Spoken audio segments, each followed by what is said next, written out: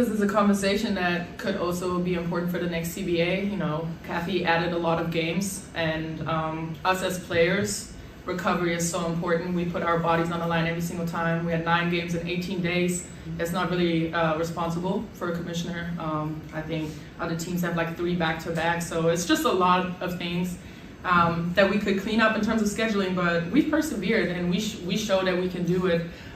It's just something that obviously along the way over the course of a long season, that's really hard to do.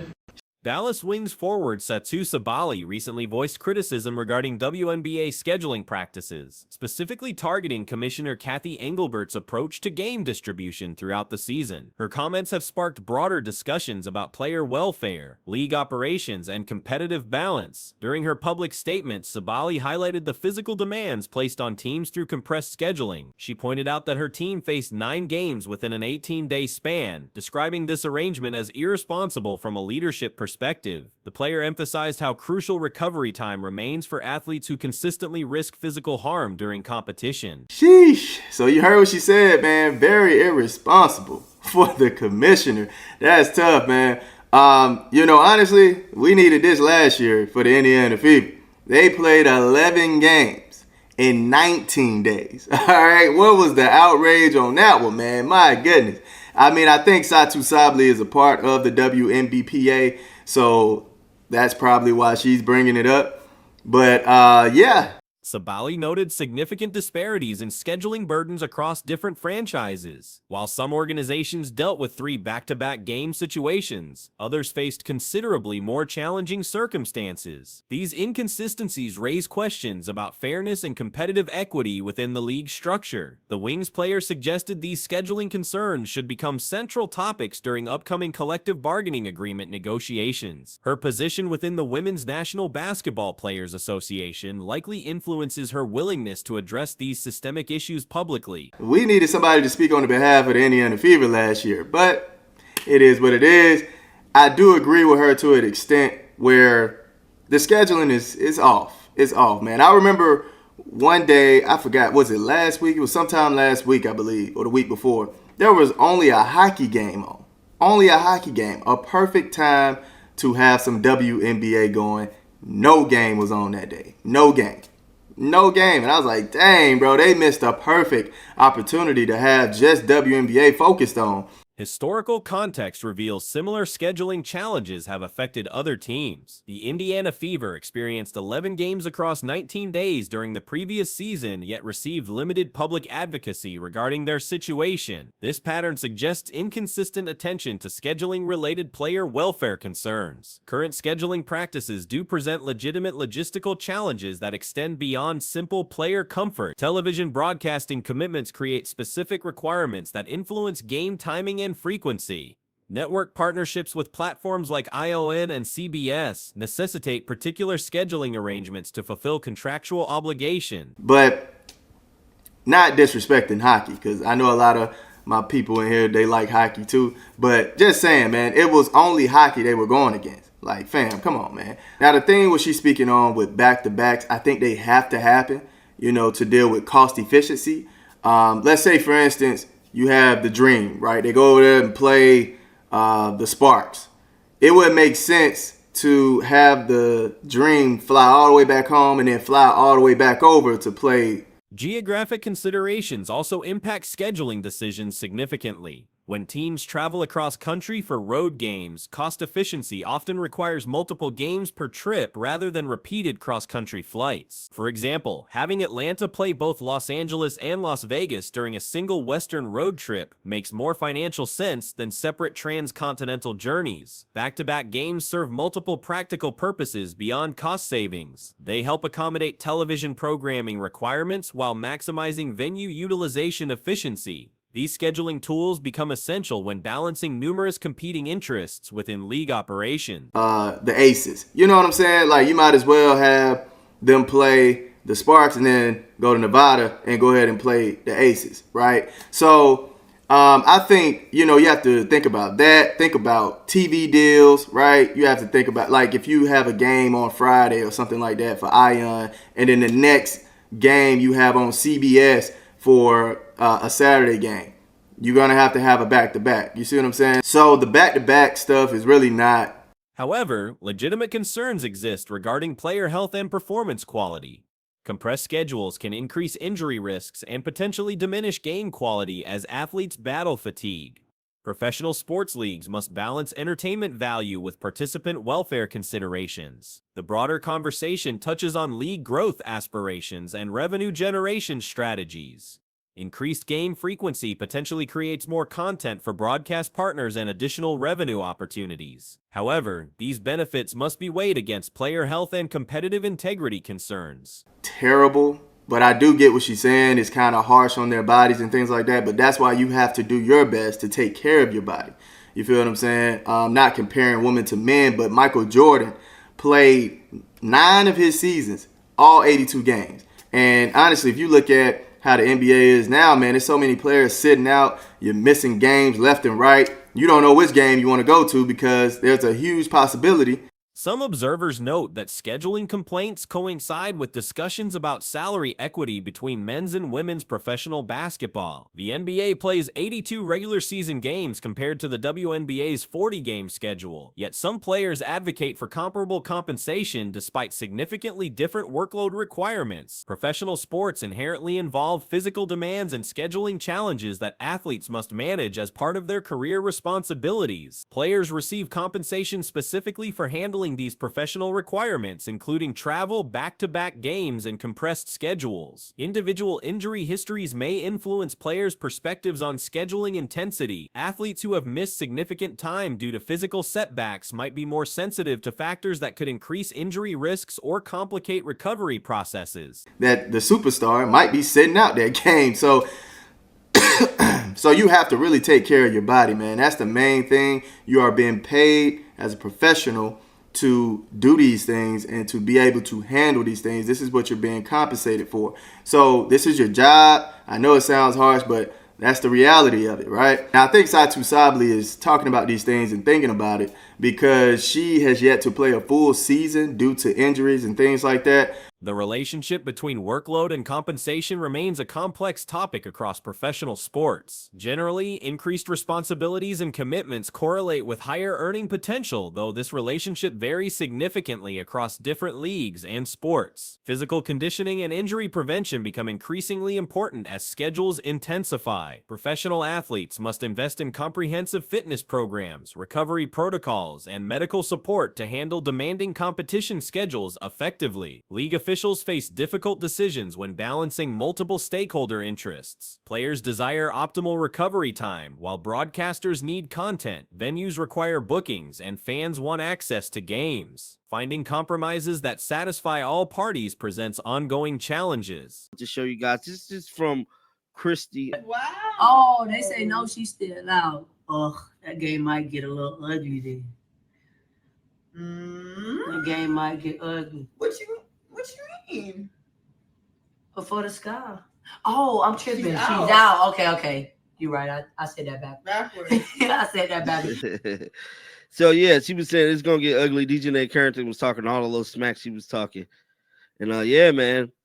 The timing of these scheduling discussions coincides with broader conversations about league expansion and growth strategies. As the WNBA continues developing its market presence, operational decisions like scheduling become increasingly complex and consequential. Different teams may experience varying impacts from compressed scheduling depending on their roster depth, medical staff quality, and organizational resources. Franchises with better support systems might handle difficult schedules more effectively than those with limited infrastructure.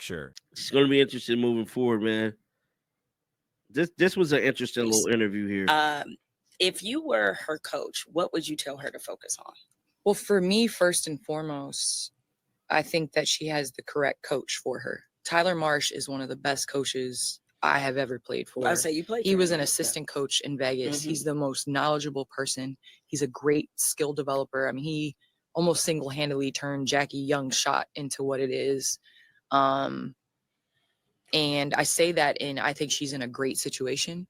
The sports medicine community continues studying optimal competition frequencies and recovery requirements for professional athletes. Research findings may influence future scheduling policies as leagues seek to balance performance quality with commercial interest. International comparison models from other professional women's sports leagues could provide insights into effective scheduling practices. Different organizational approaches might offer solutions that better balance player welfare with operational necessities. Player advocacy through union representation provides appropriate channels for addressing systemic concerns like scheduling policies. Collective bargaining processes allow athletes to negotiate working conditions alongside compensation packages. The evolution of sports broadcasting and streaming platforms may create new scheduling flexibility in the future. Enhanced distribution options could reduce dependence on traditional television scheduling constraints that currently influence game timing decisions. These discussions reflect broader themes about professional sports development, athlete welfare, and commercial growth strategies. Finding sustainable approaches that support both player health and league expansion remains an ongoing challenge for sports organizations worldwide. The outcome of these scheduling debates may significantly influence the WNBA's future development trajectory and its ability to attract and retain top athletic talent while meeting commercial objectives and fan expectations. The Indiana Fever face a significant roster management challenge that could prevent Caitlin Clark from returning to action this upcoming Tuesday. Multiple factors surrounding player availability and contract limitations create obstacles for the Star Guards' anticipated comeback. Indiana's overwhelming victory against Chicago demonstrated their current momentum without Clark in the lineup.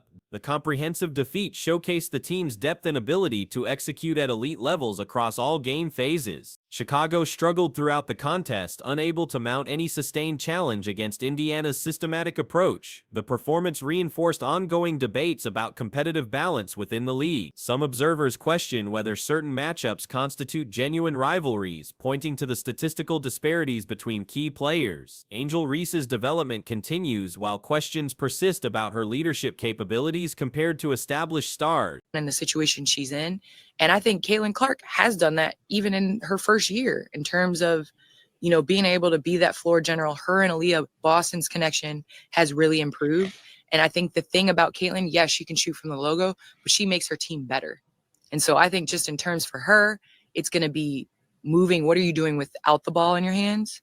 And I think it's going to be taking care of the ball for her. Those two things. Yeah, because she The victory highlighted Camila Cardoso's emerging role as Chicago's primary offensive catalyst, with other players assuming more supportive functions. This shift in team dynamics reflects the evolving nature of roster construction throughout the league. Clark's potential Tuesday appearance against Atlanta faces significant contractual hurdles due to current roster composition. The primary obstacle stems from Ari McDonald's hardship contract status and league regulations governing player additions. According to league sources, Clark cannot return unless the organization releases another player or someone else becomes unavailable due to injury. The situation creates a complex decision-making scenario for team management, balancing immediate competitive needs against long-term roster flexibility. McDonald's exceptional performance since joining the roster complicates this decision considerably. Her statistical production and defensive impact have exceeded expectations, making her release seem counterproductive to team success. Since joining Indiana's roster, McDonald has established herself as the league's premier steal artist while contributing meaningfully on offense. I always thought her, as much as she was known for the logo threes and all that, it's her passing with how she can 100% control the game. Just freakish floor vision. I know she had that 10 turnover game. Yeah. But that's something. That's like a learning. I think all of us Exactly. young turn the ball over. She'll get better. And especially when you're the focal point of the entire defense, you're going to have more turnovers. You're going to have more live ball situations, and the competitive element of you do tend to take chances early on. Number of things that Angel can improve on, will improve on in the situation she's in. Her averages of 9 points and 5 assists demonstrate versatility that addresses previous roster weaknesses at the backup point guard position. The team maintains a perfect record with McDonald in the lineup, highlighting her immediate impact on winning. This success creates pressure to retain her services despite contractual complications surrounding Clark's return. Previous backup point guard options failed to meet expectations, making McDonald's emergence even more valuable for roster balance. Her defensive intensity and playmaking ability provide dimensions that were previously missing from the rotation. Industry analysts explain that McDonald must be released when Indiana reaches 10 healthy main roster players. However, the organization could potentially re-sign her through several mechanisms, including cutting another player and waiting the required 10-day period. To be here with you guys today. No Caitlin Clark, no problem. No Sophie Cunningham, no problem. No head coach Stephanie White, have no fear. The final boss, Austin Kelly, is here. The Chicago Sky, we came into your building and we just, from pillar to post, smacked you guys around. Oh, it was glorious. Shout out to Bobby Roode. Or adding her as a 12th player later in the season. These options provide potential pathways for retaining McDonald while accommodating Clark's return, though each carries specific timing requirements and roster implications. The decision timeline creates pressure for management to evaluate both short-term and long-term priorities. Some observers suggest the organization might delay Clark's return to preserve roster flexibility while allowing additional recovery time before crucial upcoming matchups. This approach would provide another full week of rest before facing the Liberty in a significant contest. Additional factors include other players' injury status, particularly Sydney Colson, who sustained significant facial injuries in recent games. Her availability for Tuesday's contest remains uncertain, potentially affecting the roster calculations surrounding Clark's return. Glorious shout out to Bobby Roode. Austin Kelly filling in for Stephanie White. I got a feeling. Austin Kelly looks like a head coach on the side. Folks, there was none of this. There was none of this. Austin Kelly looked like the final boss on the sideline watching over the Indiana Fever team. His posture, his presence, yeah, head coach type stuff, you know what it is. The assistants standing up, giving me some energy, giving me some...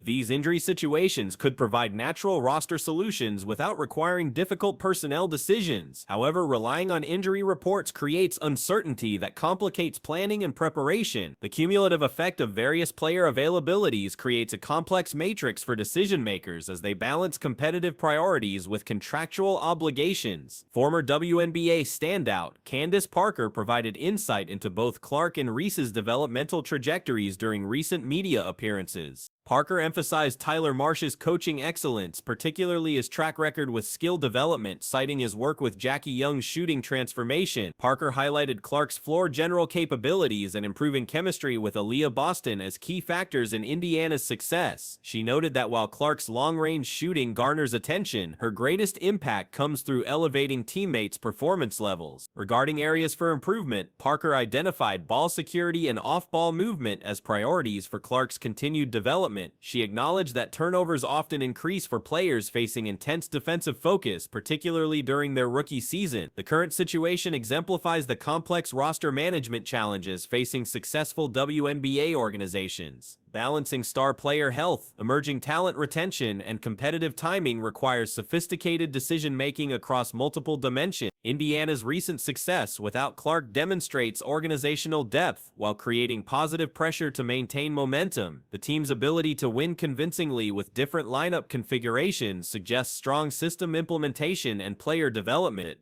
The decision regarding Tuesday's game will likely influence broader strategic approaches throughout the remainder of the season. Management must weigh immediate competitive advantages against long-term roster construction and player development priorities. Social media discussions reflect fan investment in these decisions, with various perspectives on optimal approaches to balancing competing priorities. The situation highlights the growing complexity of WNBA roster management as talent levels continue rising across the league. The resolution of Clark's return timeline will provide insight into organizational priorities and decision-making processes. Whether the team prioritizes immediate star power or maintains current successful combinations will signal broader strategic philosophies moving forward. The Indiana Fever delivered a commanding performance against the Chicago Sky, showcasing exceptional teamwork despite missing key players Caitlin Clark, Sophie Cunningham, and head coach Stephanie White. Interim coach Austin Kelly stepped into the leadership role and demonstrated strong sideline presence and tactical awareness throughout the contest.